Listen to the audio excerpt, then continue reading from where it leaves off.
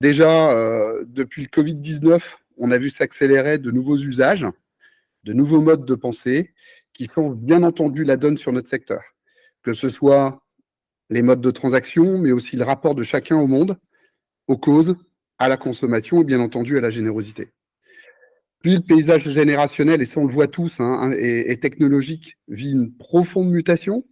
On est confronté à cela et à cette accélération depuis 4 ans à peu près. Le rapport également entre dons privés et dons issus du mécénat est en train de s'équilibrer. Donc ça, c'est une donne importante qu'il faut prendre en compte. Et enfin, on connaît bien entendu et malheureusement des crises politiques, climatiques, qui influent sur nos plans de développement, ainsi que sur la priorité perçue des causes par les Français. Et donc, ces bouleversements, bien entendu, nous devons les anticiper parce qu'ils peuvent affecter notre collecte. Et c'est pour cela que nous sommes réunis, justement, pour savoir dans quelle mesure nous devons les anticiper pour dépasser ce qui pourrait limiter l'engagement. Aujourd'hui, la collecte grand public stagne. On le voit. Bon, certaines marques ont cette chance de pouvoir continuer à croître parce qu'elles ont des spécificités uniques qui leur permettent de dépasser certaines tendances. Mais mine de rien, le secteur stagne parce que surtout, elle dépend des Français qui ont un âge avancé. Donc en gros, on est sur les 3/4 de la générosité tenue par 3 générations que sont les seniors, les boomers et les générations X. Et donc, du coup, il faut bien entendu continuer à tenter de les fidéliser, mais surtout trouver de nouveaux relais et de nouvelles solutions pertinentes pour mobiliser les plus jeunes générations, car notre avenir, votre avenir, dépend de leur engagement. Et pour recruter les plus jeunes, nous n'avons pas d'autre choix que de se pencher sur leurs attentes, leurs usages, pour faire mieux que ce qu'on fait actuellement. Car il faut dès maintenant se tourner vers l'avenir. Ça, c'est extrêmement important. Et aujourd'hui, nous, c'est vrai que au sein de l'agence, on aborde déjà le fundraising de 2 manières. On adresse des messages persuasifs à la pyramide générationnelle dans son ensemble. On essaye d'oublier personne. Et on reste bien entendu en veille de l'innovation pour anticiper le changement. Et c'est aussi pour ça que nous sommes là aujourd'hui. Donc aujourd'hui, on va tenter de répondre pour vous à ces 2 questions. Qui seront mes donateurs en 2030 et comment on va les recruter?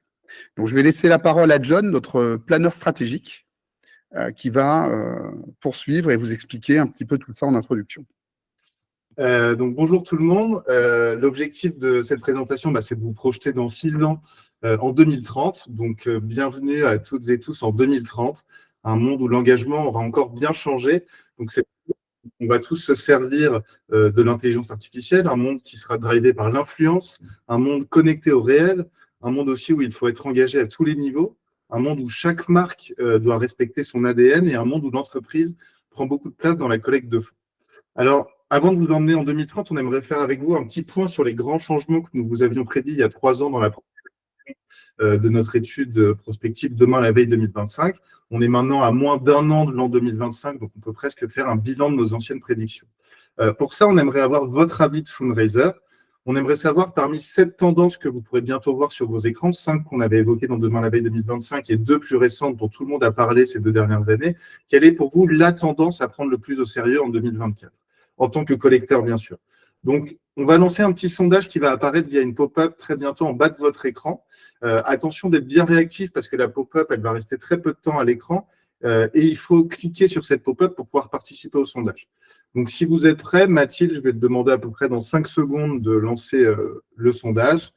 On se fait un petit compte à rebours. 5, 4, 3, 2, 1.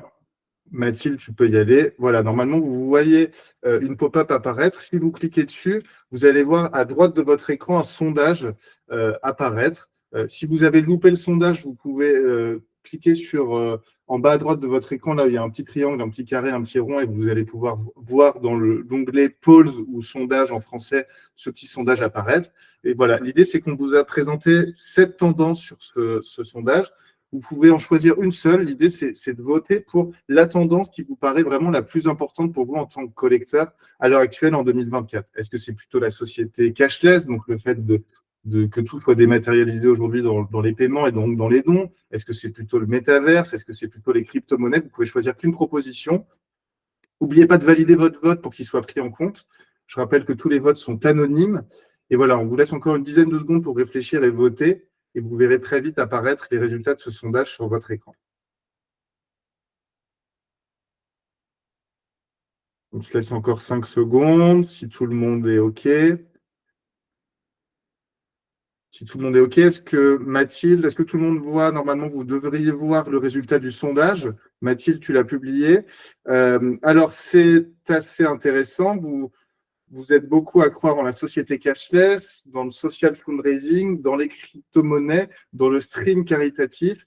Vous êtes en revanche très peu à croire dans le métaverse et dans le NFT et personne ne croit en la commande vocale. Donc, très honnêtement, ça nous surprend assez peu, à part une tendance, vous allez voir, sur laquelle on n'est pas exactement d'accord avec vous. On est quand même très proche de votre avis, donc c'était intéressant de vous demander, votre avis de fundraiser.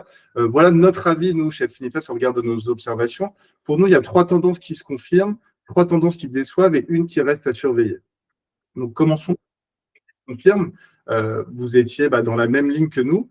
Premièrement, ce qu'on a appelé la société cashless, à savoir la dématérialisation des moyens de paiement, elle poursuit son chemin dans le quotidien des Français parce qu'ils sont une grande majorité à trouver ça plus pratique, plus efficace. Et les chiffres le montrent d'ailleurs. Les paiements par carte bancaire à distance, ils augmentent. Le paiement par mobile aussi a été multiplié par 10 en 3 ans par des outils comme Apple Pay, Paylib ou Lydia. Et la dématérialisation, elle poursuit aussi son chemin pour collecter de l'argent. Le marché enregistre beaucoup plus de dons en ligne. Presque toutes les organisations aujourd'hui, elles sont équipées pour recevoir des dons dématérialisés. Et on parle donc évidemment de dons par carte bleue, par prélèvement SEPA, qui reste les premiers moyens, mais il y a aussi d'autres moyens qui grandissent, comme les dons par PayPal notamment. Deuxièmement, le stream caritatif, donc le fait de collecter de l'argent pendant un événement diffusé en streaming, il continue de progresser. Le nombre d'événements augmente, le nombre de créateurs de contenu augmente et les sommes collectées augmentent. Pourquoi ce sujet? Parce que d'une part, le gaming, donc le contenu qu'on diffuse le plus aujourd'hui en streaming, il est de plus en plus populaire. Aujourd'hui, il y a 40 millions de Français qui jouent et ça concerne toutes les générations, même les seniors qui sont près de 50% à ce qu'on appelle des gamers. D'autre part, parce qu'au-delà du gaming, c'est le principe de streaming tout court, donc autrement dit de live, qui est populaire. Sur Twitch, on peut streamer du jeu vidéo, mais on peut aussi streamer des performances musicales, des débats, des recettes de cuisine, en soi, tout ce qu'on veut. Donc, c'est peut-être ici, d'ailleurs, que va se jouer le futur du streaming caritatif sur d'autres sujets que le jeu vidéo. Troisièmement, donc ce que vous pouvez voir encore en vert, le social fundraising, à savoir collecter de l'argent sur les réseaux sociaux, c'est un levier qui continue à prendre du poids dans la collecte globale. Tout simplement parce que les réseaux sociaux, ils se portent bien. En France, il y a 80% de la population qui les utilise et qui passe en moyenne 2 heures par jour. Du côté de la collecte, Meta, donc qui chapeaute Facebook et Instagram, a déjà permis de collecter plus de 5 milliards de dollars. Et les acteurs de la générosité, ils ont bien compris cet intérêt stratégique parce qu'ils sont de plus en plus présents et suivis sur les différents réseaux sociaux. Et ensuite, donc ce que vous voyez en orange, il y a 3 sujets dont beaucoup de monde a parlé ces dernières années, mais qui sont pour nous clairement pas une priorité pour notre secteur. Premièrement, le métaverse, donc ce monde numérique lancé par plusieurs acteurs, dont Meta, qui était censé être une grosse révolution pour les gens et les marques il y a encore 2 ans, il n'a pas trouvé son public. Un chiffre très parlant, c'est que 85% de la génération Z, qui est censée être la génération la plus à même d'utiliser cette innovation, elle se déclare totalement indifférente au métaverse. Deuxièmement, les dons en crypto-monnaie. Alors là, on est un petit peu moins d'accord avec vous dans les résultats du sondage. Pourquoi nous, on n'y croit pas? Parce que ce sont des valeurs très fluctuantes sur lesquelles il ne serait pas sérieux de faire reposer l'action de son organisation. Et surtout parce que, et aussi parallèlement, plutôt que les crypto-monnaies sont très polluantes. Le Bitcoin, il consomme par exemple plus d'électricité que la Belgique, la Suisse ou le Portugal. Et troisièmement, les NFT dont tout le monde parlait il y a 2 ans, sur lesquels on pouvait spéculer, qui permettaient par exemple en collecte d'acheter une œuvre d'art virtuelle, une organisation sans but lucratif, eh bien, en vous épargnant d'autres raisons, la raison principale pour laquelle on n'y croit plus, c'est que comme le métaverse, le soufflet, il est vraiment retombé. Les gens, ils n'expriment plus vraiment d'intérêt pour le sujet. Et enfin, la commande vocale, donc on a mis ni dans la case des tendances qui déçoivent, ni dans la case des tendances qui se confirment, mais plutôt comme quelque chose à surveiller, parce que c'est un usage qui a beaucoup de potentiel, mais qui ne s'est pas encore révélé pour la collecte de fonds. La technologie, elle est là. Les Français l'utilisent de plus en plus pour s'envoyer, par exemple, des messages vocaux, pour faire des recherches Google, mais pour faire des achats, les Français l'utilisent encore très peu et c'est anecdotique pour l'instant pour faire des dons. Donc, Voilà pour l'état des lieux, des tendances qui étaient au cœur des discussions ces dernières années. Maintenant, revenons à 2030. Nos générations dont on parle tout le temps en marketing, où seront-elles dans 6 ans? On vous a fait quelques petits portraits pour essayer de vous projeter. Donc en 2030, d'abord, Jacques, qui est ce qu'on appelle un senior, ne fait des dons qu'une fois par an à Noël à une poignée d'organisations, des dons qu'il défiscalise évidemment. Il est perturbé par le fait qu'on utilise de moins en moins le chèque, mais il a réussi à faire un premier don en ligne en scannant un QR code. Il est par ailleurs en contact régulier avec l'équipe d'une organisation qu'il soutient depuis longtemps. En 2030, ensuite, on a Véronique, qui est une boomer, qui est à la retraite et qui fait parfois du bénévolat. Elle ne donne qu'aux grosses organisations très reconnues. Et elle a aussi gardé l'habitude de défiscaliser ses dons, notamment au printemps pour donner du sang. Par ailleurs, elle commence à se poser la question de l'avenir de son patrimoine. En 2030, ensuite, on a Jérôme de la génération X qui, lui, s'engage essentiellement par son entreprise qui lui permet de faire du mécénat de compétences. Parce que c'est un bon moyen de mettre son expérience au service des autres avant de partir en retraite. Jérôme, il fait également don des RTT qu'il n'a pas pu prendre pendant l'année. Ensuite, en 2030, on a Pauline de la génération Y qui, elle, a un engagement très volatile, qui évolue au gré des sollicitations, de sa sensibilité du moment. Sa méthode de don aussi diffère selon les occasions. Elle ne défiscalise pas ses dons parce que son impôt il est directement prélevé à la source. Donc, sa principale motivation, c'est devenu…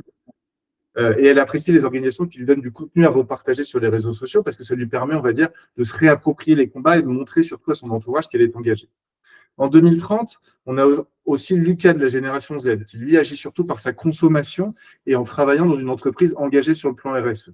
Il fait peu de dons en tant que particulier, mais il participe via le don en salaire. Et il aimerait bien montrer son propre business responsable, ce qui lui permettra aussi de donner un sens à son futur impôt sur les sociétés. Et enfin, en 2030, on a Emma de la génération A ou Alpha, qui aura déjà participé à des événements solidaires dans le cadre de son collège et qui va ensuite s'intéresser à des organisations sans but lucratif qu'elle va découvrir par le biais d'influenceurs et à des organisations qui ont une mission simple, claire et unique. Si on veut résumer, on peut donc se dire en gros que les seniors et les boomers auront donc à donner en 2030 à peu près de la même manière qu'ils le font aujourd'hui. Mais comme vous avez pu le comprendre, pour assurer vos missions, la priorité va être de développer de nouveaux leviers pour engager les générations X, Y, Z et Alpha. Quels seront ces nouveaux leviers pour engager et collecter en 2030 ? C'est ce qu'on va voir. C'est la raison pour laquelle on souhaitait vous réunir aujourd'hui. Alors, première prédiction, en 2030, les fundraisers auront élevé leur niveau d'irréprochabilité. Je m'explique, c'est un changement qui va être porté par certaines générations plus que d'autres.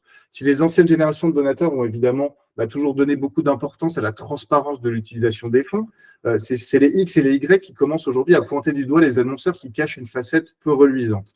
Et c'est surtout pour les générations Z et Alpha qu'une marque devra se montrer demain parfaitement irréprochable, parce qu'ils n'iront jamais acheter un produit ou donner de l'argent à une marque, ni même travailler chez une marque employeur qui ne sera pas, on va dire, blanche comme la colombe.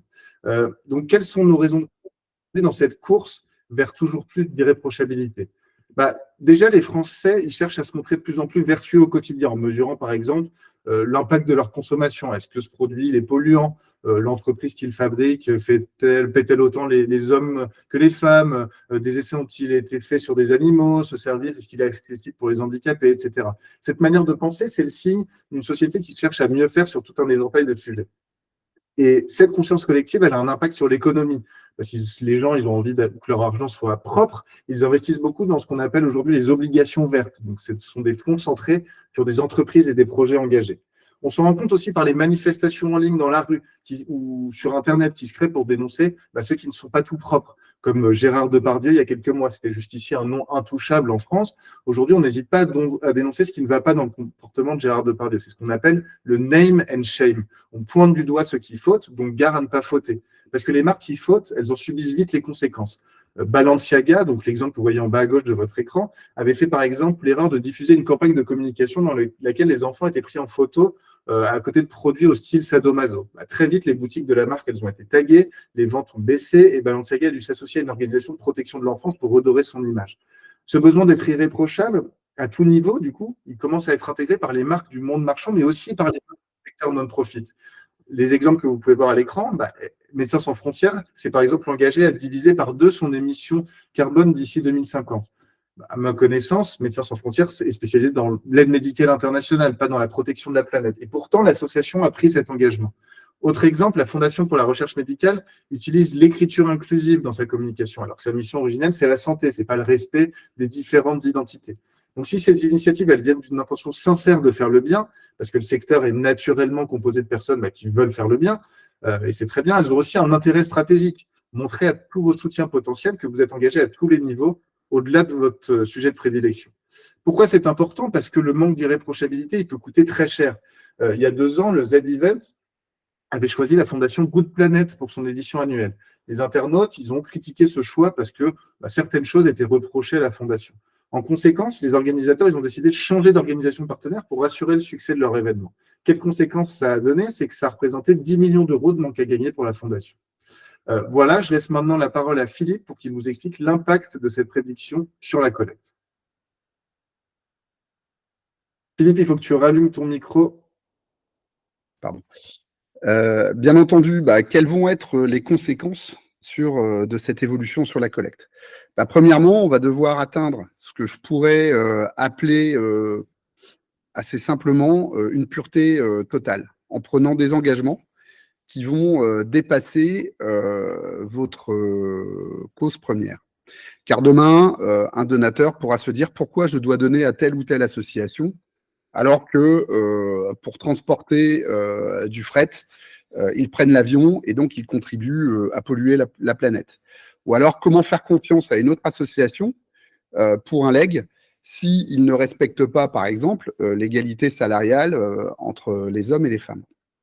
Donc, bien entendu, on invente ces exemples, mais on sait que si vous ne faites pas attention, et que vous êtes bien intentionné, même si vous êtes bien intentionné, on pourrait justement devoir faire face à certaines critiques et qui pourraient justement avoir un impact sur la collecte. Et donc, il va falloir faire l'exercice de vous regarder un petit peu dans une sorte de miroir, faire une introspection et vous demander si vous êtes exemplaire sur beaucoup de points de vue qui intéressent ces jeunes générations parce qu'ils y sont sensibles et que, à travers leurs dons, ils pourront manifester une certaine forme de générosité selon les différents degrés de sensibilité que vous respectez. Car certains donateurs, eux, contrairement à d'autres, n'hésiteront pas à fouiller et à chercher ce que vous ne faites pas bien. En revanche, vous profiterez tout de même de la présomption d'innocence qui peut être liée au secteur. On a effectivement tendance à se méfier des grandes marques internationales du secteur marchand en disant, par exemple, telle enseigne ne doit pas bien payer ses producteurs. D'ailleurs, on a eu effectivement tout cela en début d'année avec la crise des agriculteurs, ou alors tel fabricant de marques de sport doit probablement offrir des salaires, on va dire, indécents à ceux qui fabriquent leurs produits. Mais quand on se tourne vers une association, on va plutôt se tourner avec une intention et une dynamique positive et on est concentré sur ce que l'organisation fait de bien pour tout le monde et beaucoup moins sur ce qu'elle pourrait faire de mal. Alors, comment séduire les Français en quête d'irréprochabilité?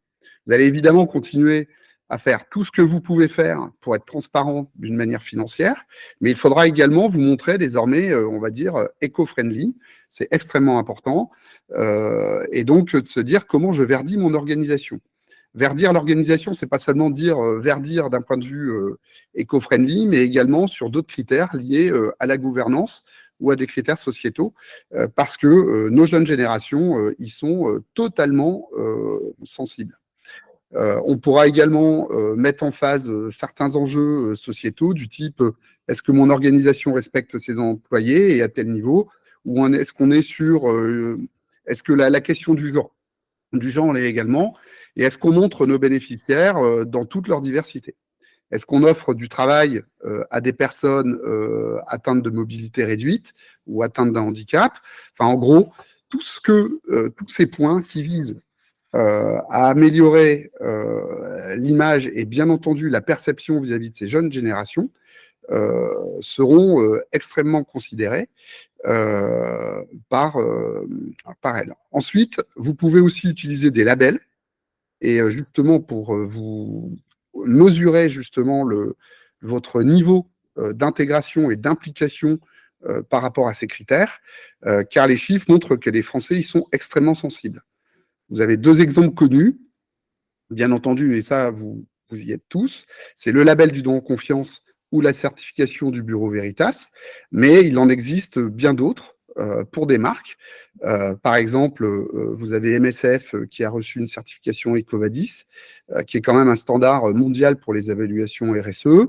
Nous, du côté de l'agence chez Adfinitas, on est certifié à la fois Great Place to Work, ce qui a permis de démontrer que 83% des collaborateurs jugeaient qu'ils faisaient très très bon travailler au sein de l'agence.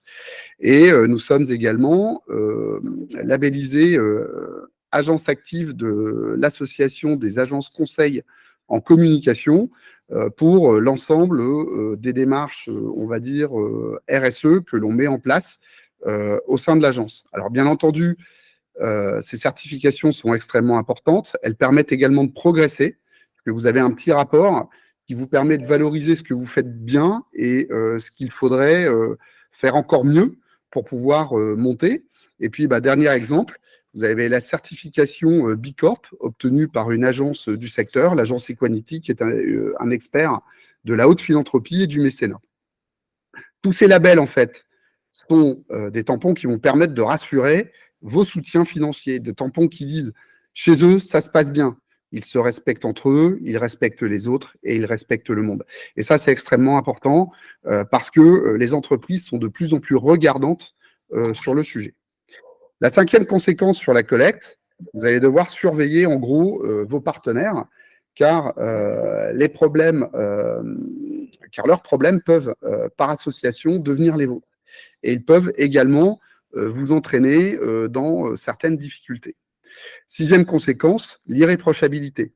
Elle sera un levier pour séduire vos bénévoles, car si on se pose la question de à qui je peux donner mon argent, on se pose aussi la question de pour qui on va donner de son temps.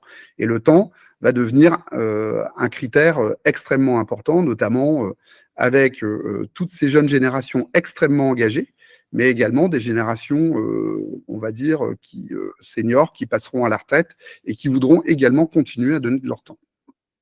7e conséquence, il faudra aussi avoir votre travail, voir votre travail sur un axe d'irréprochabilité comme un moyen de séduire des entreprises mécènes. Et ça, c'est extrêmement important, car une entreprise décide de soutenir une organisation par association d'image. Donc, elle ne va pas s'associer avec vous si, malheureusement, certains de vos critères pourraient dégrader les leurs. Parce qu'il faut bien savoir qu'à aujourd'hui, toutes les entreprises de plus de 250 salariés sont jugées au niveau de leur bilan, et pas que leur bilan financier, c'est surtout le bilan extra-financier sur lequel on va mettre des points qui vont donner des notes qui vont verdir ce bilan et d'autres qui vont le dégrader et donc qui vont le rendre beaucoup plus, je veux dire, ce qu'on appelle le marron. Et aujourd'hui, ce bilan est extrêmement important car ces entreprises ont besoin de verdir ce bilan extra-financier pour plein de raisons qui leur sont propres et notamment qui deviennent des critères internationaux.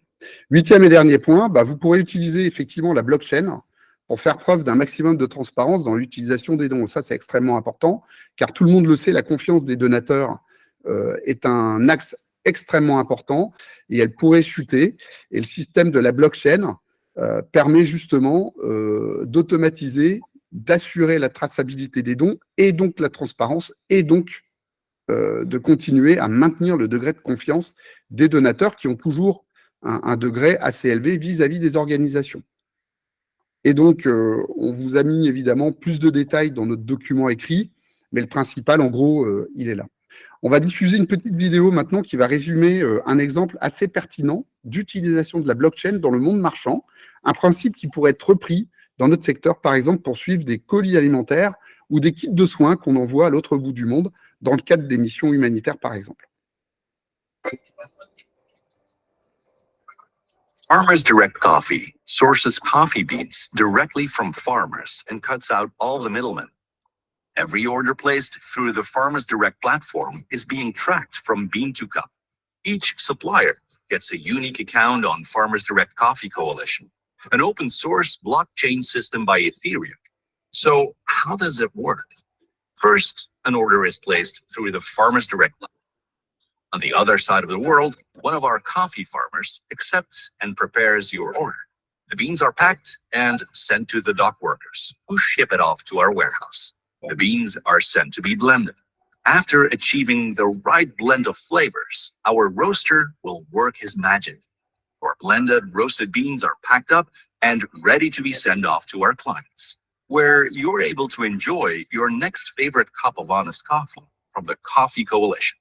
Follow the entire journey of your coffee beans online and become part of the Coffee Coalition. Farmers Direct Coffee, making the coffee industry more transparent, sustainable, and a fair distribution of the earnings.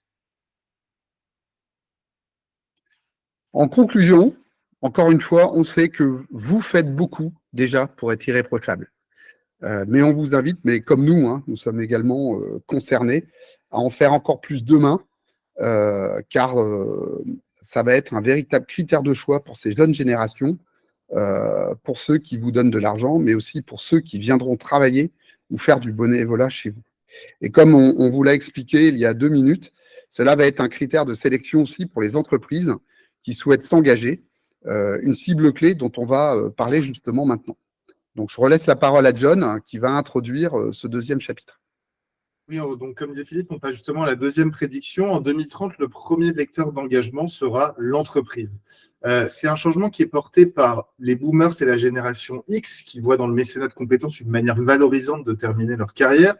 Et les générations suivantes, elles partagent cet intérêt puisque, par exemple, 90% des jeunes issus des grandes écoles, ils se disent prêts à s'engager dans un plan d'action sociale ou environnementale mis en place par leur entreprise. Quelles sont nos raisons de croire dans le fait que l'engagement passera de plus en plus par l'entreprise? Déjà, de plus en plus d'entreprises s'y mettent aujourd'hui. Elles sont aujourd'hui plus de 100 000 en 2024. Et celles qui s'y sont déjà mises, elles augmentent leur budget associé à la générosité. Pour ces entreprises, c'est une manière de fédérer leurs employés autour d'une cause et de répondre à leur quête de sens. Parce qu'aujourd'hui, 3/4 des jeunes considèrent que leur poste doit être en phase avec leurs valeurs. C'est aussi une manière de travailler son image, évidemment, pour le grand public. Et du côté des employés, c'est une manière plus simple de s'engager. Et enfin, pour les organisations sans but lucratif, c'est une source croissante de financement, parce qu'en 2023, le mécénat de compétences, il représentait déjà 50% de la collecte hors libéralité. Donc tout le monde, finalement, a quelque chose à gagner dans cette histoire, dans cette relation. Le mécénat d'entreprise, c'est le fait de donner de l'argent, mais aussi d'offrir le temps de ses employés. Un exemple très concret que vous voyez à l'écran, Air France, une des plus grandes entreprises françaises, elle permet à ses 40 000 employés via la plateforme Vendredi de s'engager bénévolement pour des associations de leur choix. Donc, toutes les entreprises aujourd'hui vont s'engager et demain, ça va être encore plus le cas. Je redonne maintenant du coup la parole à Philippe pour qu'il vous parle de l'impact de cet engagement via l'entreprise sur nos métiers. Philippe, il faut que tu réactives ton micro. Quel va être encore une fois l'impact de ce changement sur la collecte? Alors, premièrement, il va falloir voir cette cible comme étant une cible prioritaire.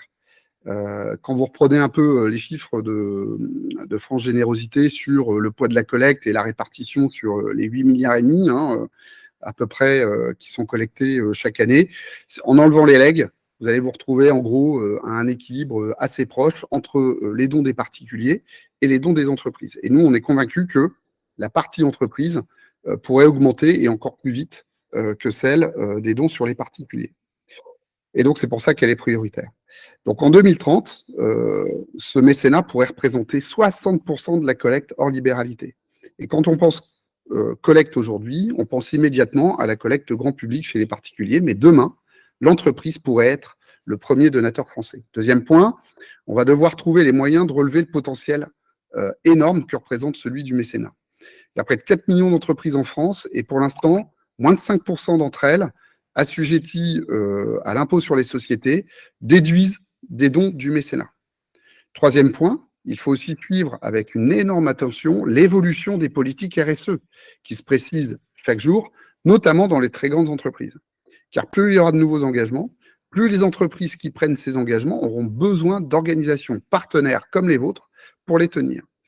Quatrième point, il faudra également faire très attention à la désintermédiation, car si vous ne proposez rien aux entreprises, certaines feront le travail elles-mêmes en créant leur propre fondation, notamment des grands groupes. Et là, ça pourrait poser un sujet. En 2030, les entreprises qui ne seront pas engagées pourront subir, elles aussi, un boycott de leurs consommateurs, mais aussi un boycott de leurs talents. un boycott de la part de leur banque et même un boycott de leur État, car les entreprises risquent d'être taxées si elles ne se montrent pas responsables. Vous pourrez donc profiter du fait que la croissance des entreprises dépend également de leur engagement. Vous allez donc avoir de plus en plus de pouvoir face à ces marques, face à ce monde marchand, car vous soutenir ou avoir votre bénédiction sera pour eux obtenir un gage de responsabilité, de crédibilité vis-à-vis de ces jeunes générations, mais aussi de leurs employés. Vous pourrez donc devenir en quelque sorte, sauveurs pour celles qui ont besoin de redorer leur image, ou alors des justes si vous décidez de dénoncer ce qu'une entreprise fait mal. 7e point, pour se souvenir que les insights d'une entreprise sont différents de ceux des particuliers, il faudra donc créer des campagnes, des projets sur mesure pour le mécénat, et dans lesquels chaque partie prenante de l'entreprise s'y retrouvera. Car un CEO ou un employé n'attendent pas du tout les mêmes choses. Et vous pourrez évidemment offrir des avantages exclusifs à vos entreprises mécènes afin de les séduire, de les embarquer, mais aussi de les fidéliser. Et ça, c'est le plus important. 9e point, pour certaines entreprises, le mécénat sera une première. Il ne faut pas oublier que beaucoup de chefs d'entreprise souhaitent s'engager, mais ne savent pas comment, ils ne savent pas vers qui se tourner, et il leur manque du temps. Donc, pour les éduquer, vous pourrez vous reposer sur des intermédiaires qui cherchent à faciliter l'engagement des futurs mécènes. Microdon, par exemple, crée une plateforme qui donne aux entreprises les clés pour engager leurs collaborateurs assez simplement. Autre exemple, les entreprises s'engagent, proposent des défis aux PME afin de les aider à faire un premier pas vers l'engagement. Il ne faudra donc pas oublier non plus d'entrer en contact avec ces jeunes entrepreneurs pour les aider très tôt à construire des entreprises engagées, car les nouvelles générations d'entrepreneurs donnent désormais beaucoup d'importance au fait que leur entreprise ait un impact positif sur leur écosystème, sur le monde. Globalement, il vous faudra continuer à élever l'impact extra-financier de l'entreprise, ça j'en parlais tout à l'heure, car les entreprises cherchent aujourd'hui à répondre à des critères qu'on appelle des critères ESG, pour E, environnemental, S, social, et G, gouvernance. Contrairement aux politiques RSE, qui sont décidées par l'entreprise elle-même, les critères ESG sont des normes auxquelles il faut répondre pour prouver qu'on agit pour l'environnement, pour l'inclusion et pour le respect entre les hommes qui travaillent au sein de cette société. Et c'est un terme à retenir car il faut vraiment il va vraiment entrer dans notre quotidien, comme le terme de la RSE. Enfin, 12e point, il faudra innover pour proposer à tous un mécénat de compétences, car ce n'est pas toujours facile pour certains acteurs du secteur. Si par exemple, vous souhaitez proposer, vous êtes une organisation de lutte pour l'environnement et que vous voulez proposer à des employés de ramasser des déchets sur une plage, ou si vous êtes une organisation de recherche médicale, c'est plus difficile de donner quelque chose à des personnes qui ne sont pas expertes en recherche médicale, contrairement à cette organisation qui lutte contre l'environnement, pour l'environnement, de devoir mobiliser des salariés à ramasser des déchets sur une plage. Ensuite, il faudra voir l'entreprise comme étant une vraie porte d'entrée, car des personnes pourront déterminer leur engagement à vos côtés par le biais de leur propre entreprise. Et pourquoi pas continuer cet engagement plus tard dans leur vie privée en tant que particulier. Car un salarié n'est pas forcément un donateur, alors qu'un donateur peut être effectivement un salarié. Point numéro 14, il ne faut surtout pas oublier de viser d'autres décideurs que le chef d'entreprise, car ce n'est pas toujours le chef d'entreprise ou le comité de direction seul qui va décider de l'engagement. Chez Adfinitas, par exemple, tous les ans, à l'occasion du Giving Tuesday, chaque employé peut présenter au reste de l'agence une association de cœur. Et après un vote anonyme, ce sont trois associations les plus populaires qui reçoivent une gratification, un don. Et donc ça, depuis 4 ans, on fait ça chaque année et on rencontre un fort succès. Et la parole est donnée aux collaborateurs de l'agence. Ensuite, il faudra aussi que l'on fasse la promotion du don sur salaire ou de l'arrondi sur salaire, car Cet usage a de fortes chances de progresser chez les employés qui auront déjà pleinement intégré la logique du prélèvement à la source. Autre levier de collecte d'avenir, cette fois, c'est d'étendre le don des RTT et des congés payés. C'est déjà possible aux États-Unis, c'est possible, ça pourrait être un jour possible en France. Hein, on le sait, hein, il y a des grandes discussions qui sont faites à ce jour, et le potentiel de collecte est assez important puisque on estime qu'il représenterait environ 2,6 milliards d'euros. Et vous pourrez d'ailleurs demain pousser les Français sur d'autres occasions de donner facilement, comme l'arrondi bancaire, le don d'avoir ou le don de monnaie, qui restent sur des cagnottes comme Lydia. Enfin, dernier impact de ce changement sur la collecte en 2030, c'est l'incentive fiscal qu'on utilise énormément sur les cibles traditionnelles, qui pourrait être beaucoup moins déterminant. En effet, s'il est vrai que les donateurs particuliers prélevés à la source vont être de moins en moins sensibles à la fiscalité et vont plutôt donner par conviction et par quête de sens, les entreprises, elles, devraient se pencher sérieusement sur la fiscalité liée au mécénat. Et si elles ne le font pas naturellement, nous devrons les éduquer sur ce point. Donc, en termes de conclusion par rapport à cette partie, nous sommes assez convaincus qu'en 2030, les campagnes de mobilisation des organisations sans but lucratif devront adresser simultanément le grand public, mais également les salariés des entreprises, afin d'augmenter l'impact et la croissance de leurs ressources. Ça, c'est un enjeu que vous devrez vraiment prendre en compte et que nous sommes en train de prendre en compte. Car les salariés sont des donateurs, les véhicules de la générosité auront évolué et ensemble, nous devrons les anticiper. Donc, je vais redonner la parole à John, qui va aborder le chapitre 3 sur l'influence. Oui, on passe maintenant à notre troisième prédiction. En 2030, le recrutement passera par des partenaires influents. Donc, plus que les réseaux sociaux qui sont un espace, un média et non un moyen, c'est le principe d'influence qui va être clé demain pour recruter de nouveaux publics. La figure d'ambassadeur de marque, elle n'est pas nouvelle. On a toujours utilisé des célébrités en marketing pour en faire des égéries de marque. Mais la notion d'influenceur, elle est arrivée avec les générations X et Y et l'avènement des premiers réseaux sociaux. Et ce sont les générations Z et A qui vont être surtout les plus sensibles à l'influence parce que pour eux qui sont nés avec Internet, il n'y a pas de séparation entre vie numérique et vie réelle, donc ils peuvent écouter les influenceurs comme on écouterait un proche à un dîner de famille. Qu'est-ce qui nous fait anticiper la puissance de l'influence en 2030 ? Quels sont les signaux qu'on peut remarquer dès aujourd'hui ? Déjà, 9 Français sur 10 font confiance aux influenceurs, preuve qu'ils ont par définition une influence. Ensuite, les sommes allouées à l'influence ont explosé ces dernières années, preuve que les marketeurs comprennent que ça marche parce qu'ils ne le feraient pas s'il n'y avait pas de ROI derrière. Les influenceurs, ils deviennent si populaires qu'ils sortent de la sphère des réseaux sociaux. Il y en a qui jouent dans des films, il y en a qui, comme vous pouvez le voir à l'écran, participent et créent des courses dans la vraie vie, des courses de voitures dans la vraie vie, donc qui sont suivis en ligne, mais qui sont suivis aussi par un vrai public dans les tribunes.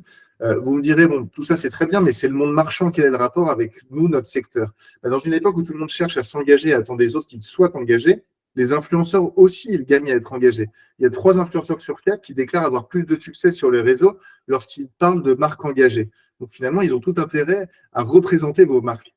Comme pour l'entreprise, c'est une relation donnant-donnant où tout le monde a quelque chose à gagner. Eux, ils peuvent profiter de votre image et vous pouvez profiter de leur image et de leur visibilité. Je laisse maintenant la parole à Arnaud, notre directeur digital, pour qu'il vous parle de l'impact de l'influence sur nos métiers. Merci, John. Donc, l'impact sur la collecte, bon, déjà, l'influence, c'est la création de contenu par des personnes individuelles majoritairement avec qui ont des communautés de différentes volumétries de 10 000 à plus d'1 million. Pour vous, qu'est-ce que ça peut ouvrir comme perspective ? C'est qu'aujourd'hui, le monde de l'influence, il a longtemps pas été surveillé et aujourd'hui, il est de plus en plus contrôlé par les institutions et donc ça ouvre des opportunités pour vous de surfer sur la vague de ceux qui cherchent à redorer leur image. Ils vont avoir besoin de vous pour communiquer des messages positifs et ils sont donc vous allez pouvoir trouver des influenceurs plus facilement dans les années à venir.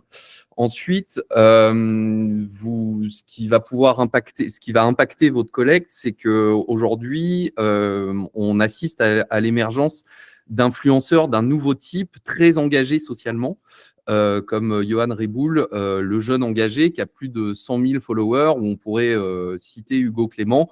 Donc, il faut que vous restiez en veille de ce secteur qui arrive à vous proposer des opportunités. L'influence, ça doit être vu aussi pas uniquement à travers le prisme du gaming.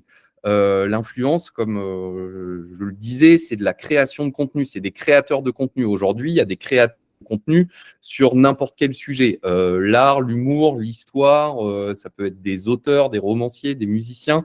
Enfin voilà, il y a tout un champ et plein de marchés potentiels pour vous à venir pour étendre votre communication et votre marché. L'influence, enfin, c'est pas un coût marketing. Si vous devez travailler sur ce sujet, il faut essayer de monter des partenariats à long terme. Par exemple, hors secteur, si on prend l'exemple de Georges Clooney, sa marque personnelle associée à Nespresso a boosté la marque. Si on regarde sur notre marché, l'exemple le plus révélateur, je pense que c'est l'exemple de Médecins du Monde avec Mister V et Speedon qui, depuis plusieurs années aujourd'hui, s'engagent sur un événement qui a fait ses preuves en collecte de fonds. Donc voilà, quatre points à retenir sur l'influence. Aujourd'hui, au-delà de l'influence, on commence à voir émerger des principes de monétisation sur les plateformes qui n'existaient pas parce que, par exemple, Instagram commence de plus en plus à monétiser. Donc, un des leviers que vous pourriez utiliser dans les accords d'influence que vous mettez en place, c'est de monétiser des contenus exclusifs à destination des communautés des créateurs de contenu. Instagram aujourd'hui propose la possibilité aux créateurs de contenu de monétiser des contenus exclusifs quand ils ont plus de 10 000 abonnés.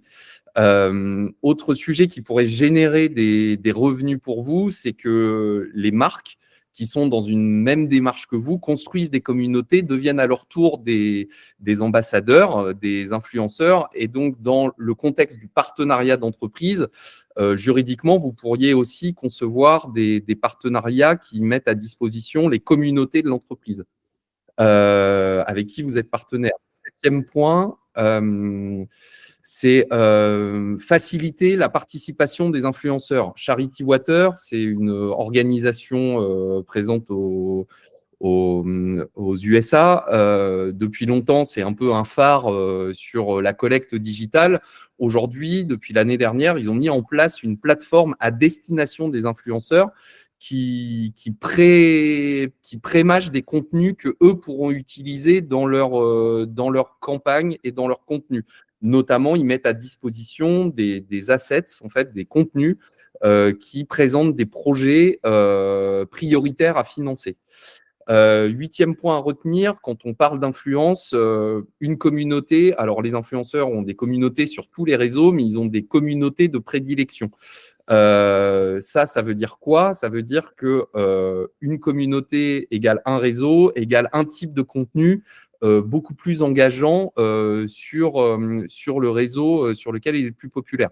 Donc, si on prend l'exemple des Reels, ils sont 4 fois plus engageants sur Instagram qu'une image. Un cas parlant de l'émergence d'opérations basées sur l'influence, Giving Link en octobre 2023, qui donc c'est une opération interassociative orientée vers LinkedIn. LinkedIn, c'est un réseau également d'influenceurs entreprises. L'opération reposait sur 200 influenceurs de LinkedIn avec vocation à lever des fonds pour plusieurs organisations. Autre cas parlant de campagne qui montre que les gamers ne sont pas les seuls influenceurs pour engager. Là, c'est l'exemple pour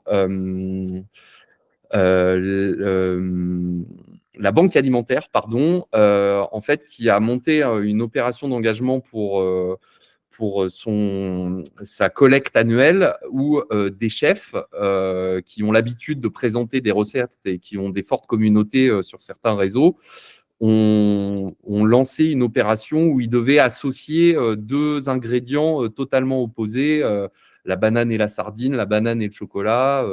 Donc là, on a l'exemple de Juan Arbalez qui doit faire un empanadas à la patate douce et à la pâte à tartiner. La chute de cette campagne, c'est que les deux éléments sont assez irréconciliables et donc il décide de faire une recette avec uniquement la patate douce et de donner son ingrédient irréconciliable à un bénévole de la banque alimentaire. Donc voilà, il y a des principes d'engagement à travers des contenus exclusifs produits par les influenceurs et les créateurs de contenu qui peuvent être source d'engagement et de campagne. Quelques points avant de terminer. Le monde de l'influence et de la création de contenu fait peur aujourd'hui aux organisations parce qu'on a l'impression d'avoir moins la main mise sur les contenus, puisque eux sont créateurs de contenu, donc ils sont assez libres. Une des solutions, c'est ce qu'a fait par exemple Greenpeace en Amérique du Sud, qui a monté sa propre chaîne Twitch en accord avec deux créateurs de contenu. Et donc, ils produisent des contenus à deux, en fait, l'organisation et les influenceurs, à travers une chaîne que eux maîtrisent. Ce qu'on va voir émerger aussi certainement, c'est l'influence spontanée. Certains de nos clients nous en parlent déjà. Des influenceurs prennent fait et cause pour une organisation sans en parler à l'organisation. Il faut plutôt accompagner ce mouvement qui va générer des opportunités pour vous. Et nous, on a déjà commencé à essayer de travailler ce sujet-là, par exemple avec l'Institut Pasteur de Lille, qui historiquement avait un ambassadeur un peu connu qui s'appelle Franck Tillier, qui est un romancier à succès en France. Et donc, cette année, on a aligné la campagne de collecte de fonds de fin d'année, l'envie d'engagement de Franck Tillier avec l'Institut Pasteur de Lille qui s'est fortement mobilisé pour le mobiliser cette année, avec une création de contenu partagé, un podcast sur la thématique de la campagne avec Franck Tillier qui parle du rapport entre le romanesque et la science. Et en même temps, Franck Tillier s'est engagé à signer des dédicaces de ses livres pour tout donateur supérieur à 150 € pendant la campagne.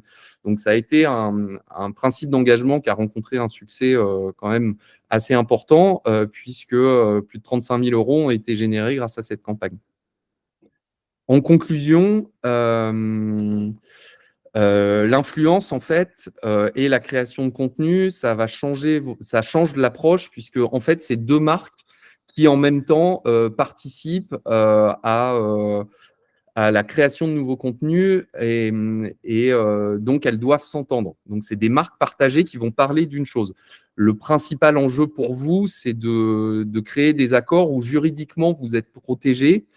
Donc voilà, faut bien maîtriser sa com, mais en même temps, c'est une opportunité énorme pour vous parce que la création de contenu sur des romans, sur du lifestyle, etc., ou sur d'autres sujets, l'histoire va ouvrir des marchés et vous permettre de sortir du marché classique des donateurs, ce qui est un peu le problème aujourd'hui de notre marché. C'est de sortir et d'étendre votre marché vers des populations à travers leur goût de vie, leur plaisir, et de finalement les emmener, d'emmener une nouvelle génération du marché vers le don. Merci Arnaud. On passe maintenant à notre quatrième prédiction. On vient de vous parler de l'influence qui est très liée à l'univers digital, mais en 2030, on pense que les organisations sans but lucratif offriront aussi une expérience qui reconnecte au réel. Les seniors et les boomers, ils ont toujours connu ce monde réel parce qu'ils sont nés, ont grandi bien avant l'arrivée du digital et tous ne comprennent d'ailleurs pas que leurs enfants, les X et les Y, qui passent autant de temps dans un monde numérique complètement déconnecté de la réalité. Eh bien, aujourd'hui, on vit un revirement de situation de la part des plus jeunes, les Z et les alpha, qui sont connectés, mais qui cherchent pour beaucoup à se déconnecter, en tout cas partiellement, pour se reconnecter au vrai monde, au monde physique. Quels sont les autres signaux qui nous poussent à croire que les Français resteront très attachés au réel en 2030 ? Eh bien, Première chose, depuis le Covid, par exemple, on a la possibilité dans beaucoup de métiers de travailler à domicile, par exemple. Ce que tout le monde devrait trouver génial sur le papier. Eh bien, 70% des Français préfèrent le travail hybride, donc moitié télétravail, moitié au bureau, que le télétravail à 100%, parce qu'ils ont besoin de garder ce lien physique avec leur bureau. Pour la consommation, même principe, alors que la quasi-totalité des Français a déjà fait des achats sur Internet, 3 Français sur 4 préfèrent faire leurs achats en magasin. On voit aussi, et c'est amusant, un retour de l'intérêt chez les plus jeunes de ce qu'on pourrait appeler des activités de vieux, comme le tricot, la pêche, le jardinage. Pourquoi? Parce que ça permet de lâcher son smartphone, de sortir du monde numérique très pressé et de prendre le temps de faire quelque chose de ses mains, voilà, sans contrainte numérique. Et enfin, 4e signal, les innovations technologiques qui étaient il y a une dizaine d'années centrées sur l'idée de nous faire entrer dans un monde 100% virtuel. Donc, l'Oculus Rift, par exemple, on enfilait un casque de réalité virtuelle et on entrait dans un autre monde parallèle, un monde totalement digital. Aujourd'hui, les gens sont plutôt intéressés par les casques de réalité augmentée, comme l'Apple Vision Pro, où on enfile un casque, mais cette fois, on voit des éléments numériques s'ajouter à notre réalité. La personne que vous voyez à l'écran, elle voit toujours son salon derrière ses applications. Cette petite différence, elle montre que les gens, ils ne veulent pas perdre leur lien avec le monde physique. Plus on avance en termes de technologie numérique, plus dans l'autre sens, on sent le besoin de ne pas se déconnecter de la réalité. Je laisse maintenant la parole à Alexis, notre directeur de marketing, pour qu'il vous explique les conséquences sur la collecte. Merci John et bonjour à tous. Premier élément, le digital reste évidemment le futur de la collecte et son importance va grandir crescendo sur les 5 prochaines années. Mais parallèlement à cet effet, certains Français restent réfractaires à la publicité, y compris digitalisée, comme à Lyon, où la ville prévoit de réduire de 60 à 90% le nombre de panneaux publicitaires d'ici 2026. Donc en 2030, le marketing in real life, à savoir nos fameux courriers, le street marketing ou encore le door-to-door, sera encore d'actualité. Si on sait que certains Français voient l'utilisation de papier comme quelque chose de coûteux et de dommageable pour la planète, nous restons persuadés à l'agence que le print sera loin de disparaître en 2030. Pourquoi? Parce que les courriers resteront un excellent moyen de s'adresser aux anciennes générations de donateurs, qui représenteront encore un point important dans la collecte. Et ensuite, si le papier a un coût, on peut aussi le voir demain comme un outil premium pour récompenser des meilleurs donateurs, un peu plus jeunes, ou même pour surprendre les encore plus jeunes générations qui sont si digitalisées et qui reçoivent si peu de courriers que le papier leur donne l'impression d'avoir une attention particulière lorsqu'ils reçoivent un courrier. Troisième point, nous devons continuer à proposer des expériences hors ligne, même si les événements physiques sont dorénavant vus par moins de personnes que ceux en ligne. On mène une opération marketing extrêmement bien ficelée, ça permettra d'avoir d'importantes retombées médiatiques. Et les particuliers présents, les médias présents vont partager en ligne sur les réseaux sociaux ou sur d'autres médias des photos, des vidéos qu'ils vont publier et qui vont diffuser cet événement et la campagne massivement. Quatrième point, penser des campagnes 360, pas des campagnes purement télé, web ou print, mais des campagnes qui utilisent tous les médias disponibles. Ce terme de campagne 360, ça fait des années qu'on vous en parle, mais il devient essentiel et surtout il devient réel, car la population devient réellement multicanale dans sa consommation de médias. Très bon exemple de campagne 360 qui a été vue par 50 millions de personnes, tout format confondu, c'est celle de la Fondation Anne de Gaulle, créée par le général de Gaulle en l'honneur de sa fille atteinte de trisomie 21.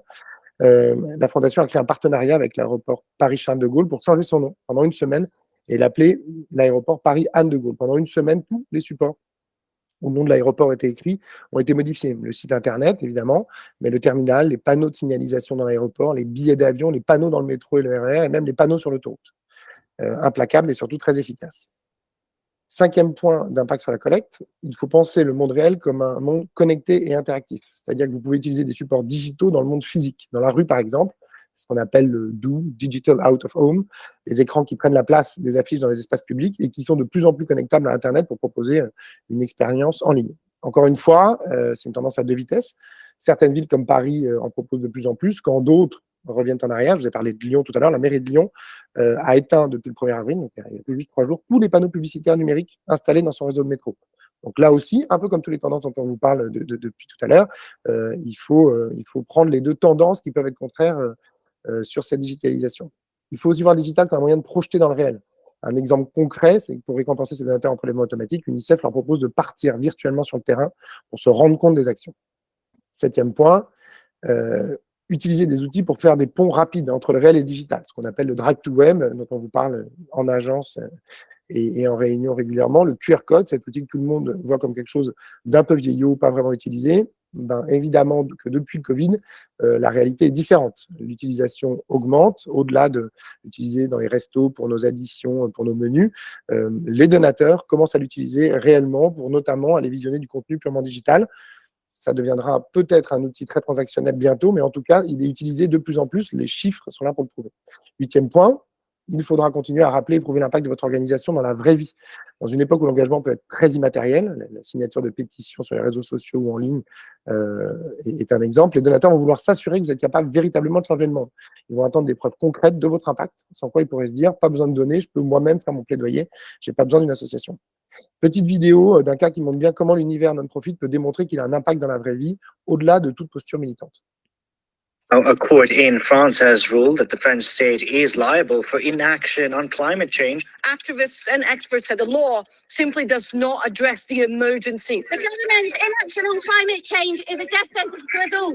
Adopting new laws against climate change takes far too long.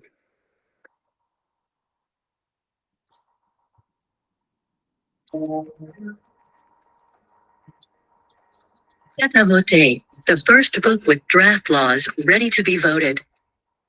Solar Impulse Foundation, a nonprofit environmental NGO, identified 50 ecological innovations against climate change, and with the help of lawyers and jurists, transformed them into 50 draft laws ready to be voted.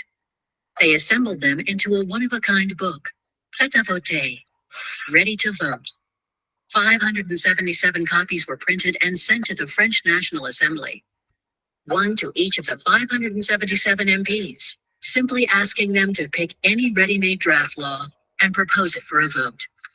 Our goal is to help them doing in a few months what usually takes several years. A campaign raised public attention. Prêt à voter vient de sortir. Prêt à voter. Cette initiative que vous avez lancée pour accélérer la transition écologique. I want to come to heads of states and say, look at the solutions that exist today. Il y a un nombre incroyable de propositions et vous les présentez devant le Parlement français.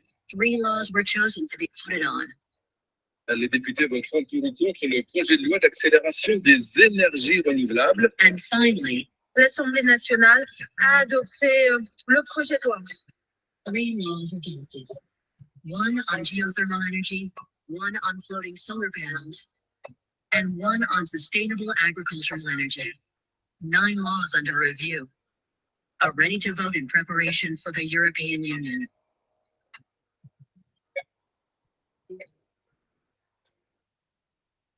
Donc, le lien au réel est évidemment prégnant. 9e point, vous pourrez utiliser le digital pour géolocaliser vos soutiens, comme on le fait beaucoup dans le monde marchand.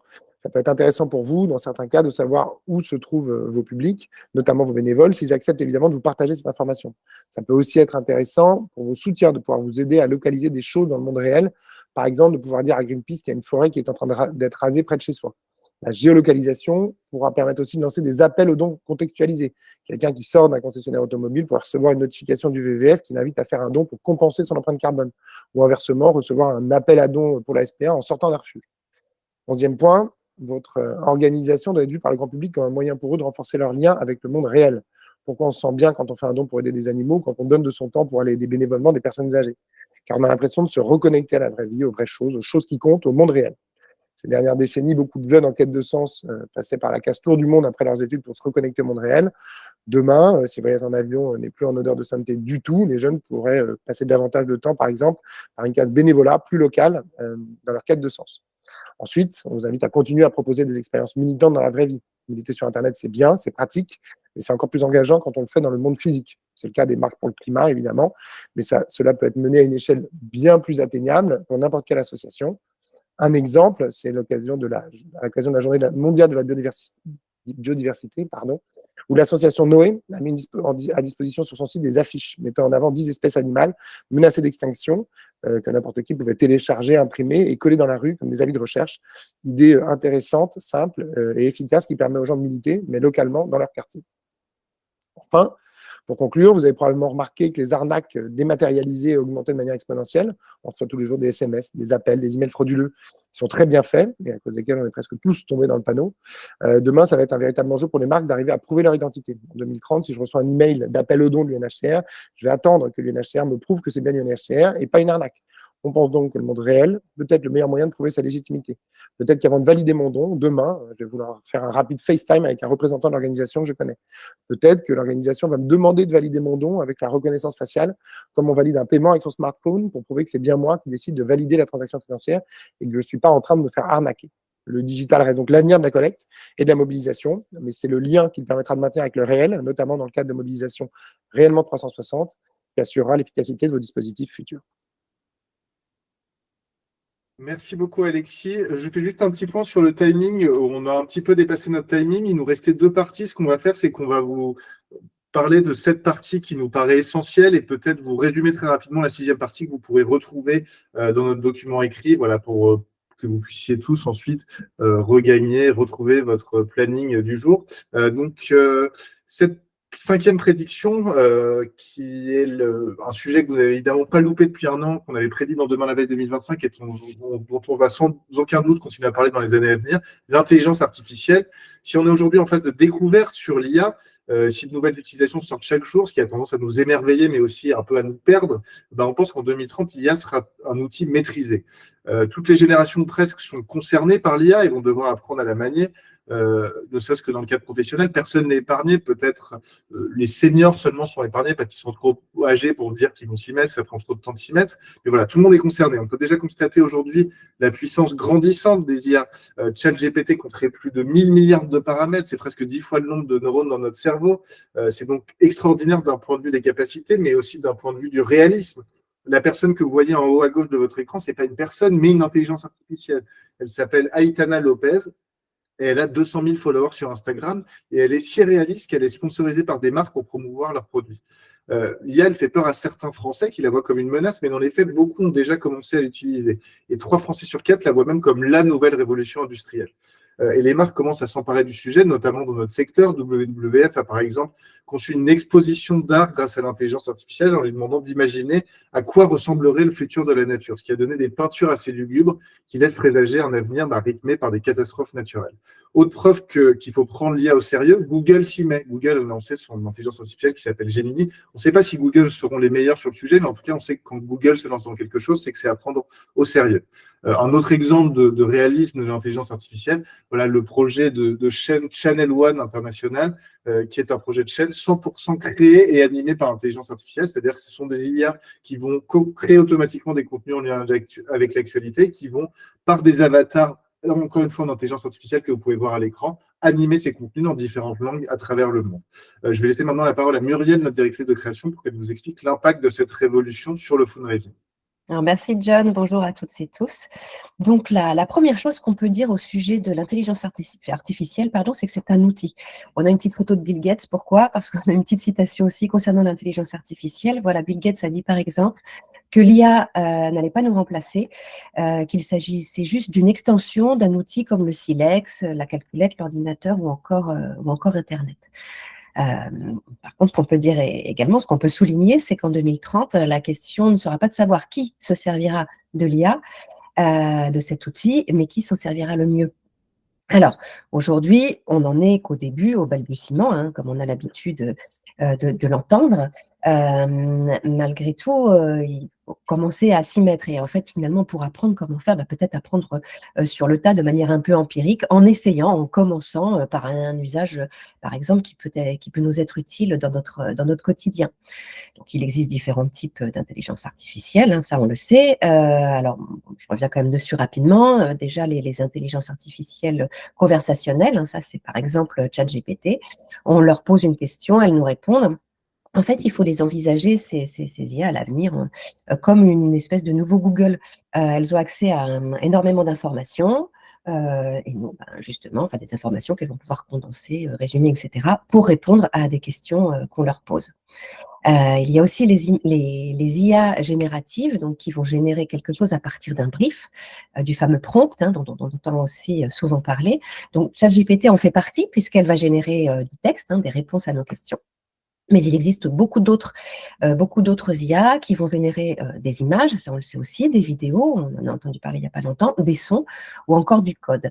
Alors elles vont nous faciliter la tâche au quotidien, par exemple pour rédiger certains textes ou créer ou retoucher des images, des visuels qui, voilà, un travail qui représenterait, qui demanderait pas mal de temps sur Photoshop et là qu'on va pouvoir raccourcir. Donc alors, on va déjà vous montrer un premier exemple d'utilisation de l'IA par la marque La Laitière, vous le connaissez peut-être déjà. Donc la laitière qui a imaginé, grâce à l'IA, tout un tableau autour justement de sa mascotte. Donc, je commence.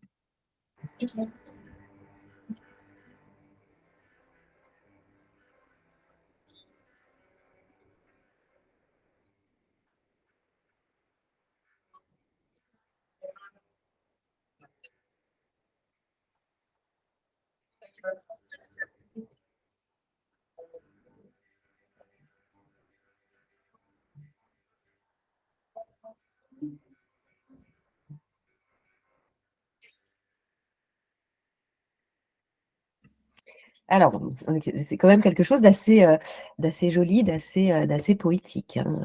Voilà, on peut pas le nier. Et alors là, on a justement un exemple d'utilisation de l'IA dans notre métier, dans le fundraising, avec une campagne de l'UNICEF. Voilà, où ces images ont été générées par une IA, donc, utilise des décors de villes en guerre, de villes dévastées, pour obtenir des visages d'enfants voilà, en détresse, hein, des enfants qui souffrent de ces guerres. Et on peut saluer cette utilisation assez pertinente qui permet de faire passer un message simple et particulièrement impactant. Voilà. Et là, je vais... Voilà, donc c'était sur l'UNICEF, pardon, j'ai perdu un peu le fil. Et on va vous montrer un autre exemple. Alors là, un exemple réalisé par OpenAI, hein, c'est l'entreprise qui est derrière ChatGPT et qui a sorti Sora, son outil de création vidéo par intelligence artificielle, qui a permis de réaliser en quelques secondes une vidéo assez impressionnante et ultra réaliste qu'on va vous montrer maintenant.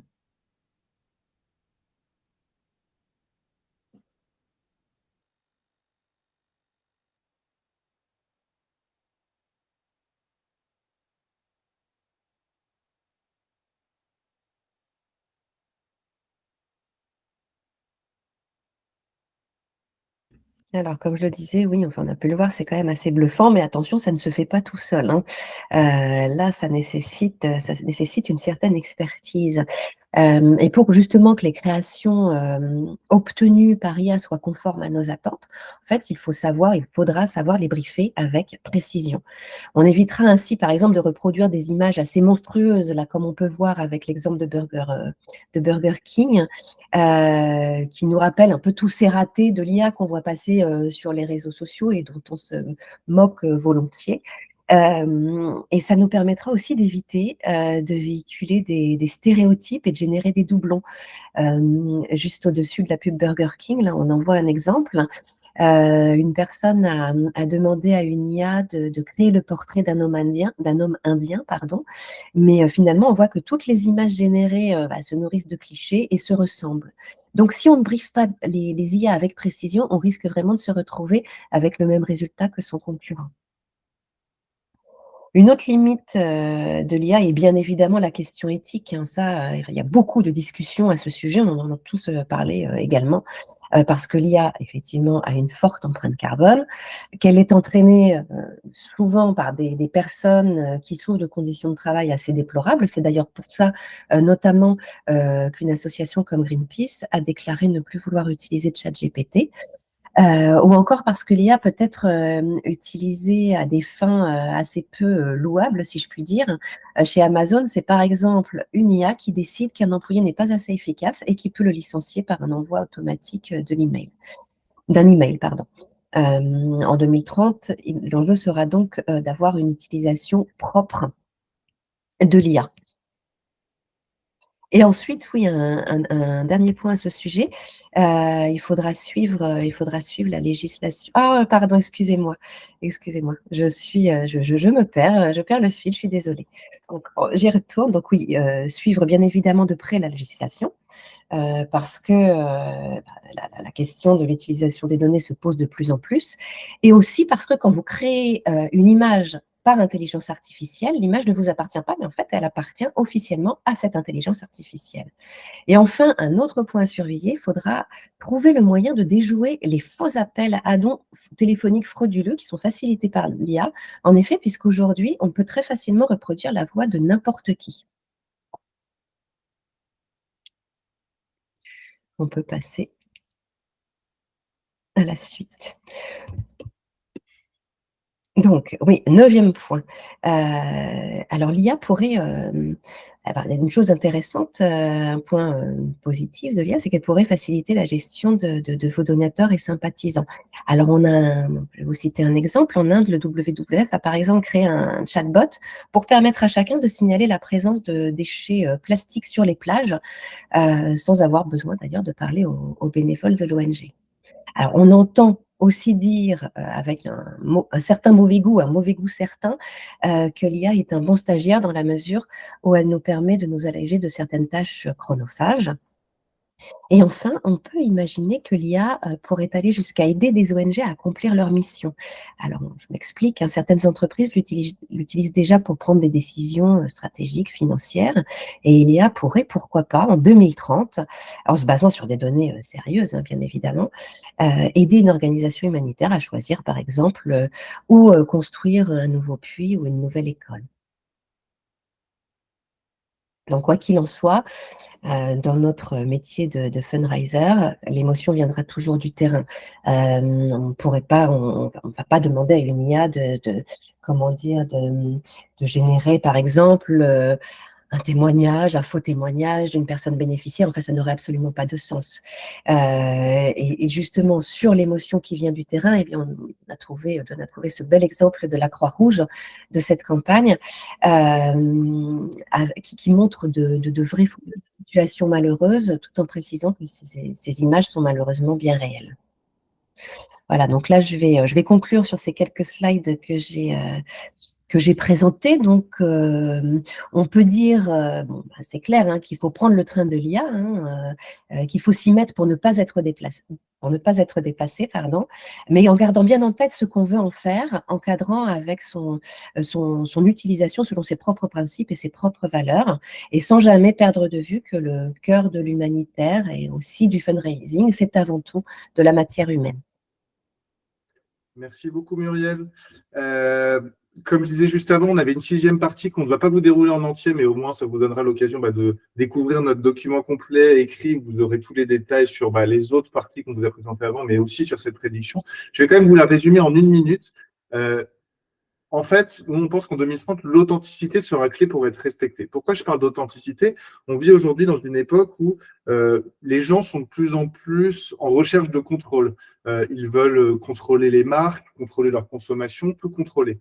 C'est-à-dire qu'aujourd'hui, les marques du monde marchand, par exemple, elles évoluent au gré des avis de leurs consommateurs, elles évoluent au gré des tendances, elles sont très opportunistes, parfois même trop opportunistes. C'est-à-dire que dès que les consommateurs vont dire « nous, on veut ça chez une marque », la marque se plie aux attentes des consommateurs et fait exactement ce qu'elle veut. Or, nous, on pense que le rapport entre un consommateur et une marque n'est pas du tout le même que le rapport entre un soutien d'associations, enfin d'organisations sans but lucratif et une organisation sans but lucratif. Une organisation sans but lucratif, elle a un cap, elle a une direction, elle a une mission sociale, et les gens sont là pour soutenir cette mission, contrairement aux marques du monde marchand qui, elles, répondent aux attentes des consommateurs.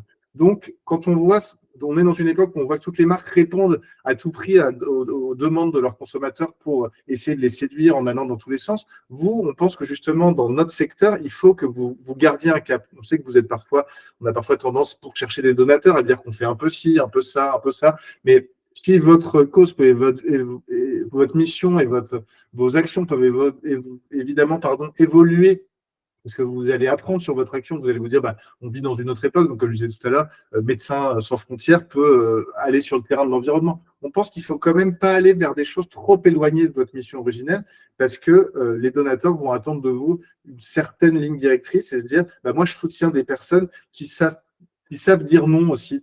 Je soutiens des personnes qui ont leur liberté de parole, leur liberté de mission, qui gardent une ligne directrice et qui laissent libre.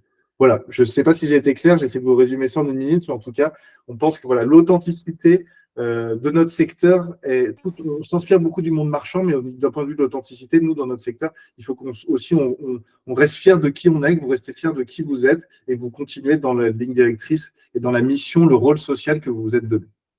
Je vous remercie, je vais laisser du coup la parole à Philippe pour conclure un peu sur cette présentation. Pour faire vite, en gros, si je dois résumer sur ces 5 points, en 2030, pour assurer le soutien de toutes les générations des donateurs et surtout les nouvelles générations, nous allons devoir veiller en tant que fundraiser et fundraiseuse à ce que l'organisation soit irréprochable à 200%, qu'elle soit corporate, c'est-à-dire proche de l'entreprise friendly, qu'elle rayonne en partenariat avec des influenceurs, qu'elle reste connectée au réel tout en restant authentique, et ça c'est important comme John vient de l'expliquer, et qu'elle s'appuie surtout sur les bénéfices qu'offre l'intelligence artificielle. Car n'oubliez pas, l'intelligence artificielle, c'est un excellent stagiaire. Il suffit simplement de bien le prompter. Donc voilà, ce voyage en 2030 est terminé. Nous avons pris tous les 5 beaucoup de plaisir à construire et à vous présenter cette projection. Et très sincèrement, j'espère que ce voyage en 2030 vous a plu et qu'il vous inspirera. Donc j'ai regardé un peu rapidement, j'ai pas vu beaucoup de grosses questions saillantes. Donc si vous en avez, n'hésitez pas, on peut y répondre. Et je vous remercie beaucoup d'avoir été extrêmement nombreux en France, en Belgique et en Suisse, et de nous avoir rejoints pour ce voyage. Merci à tous. Merci beaucoup. Merci. Oui.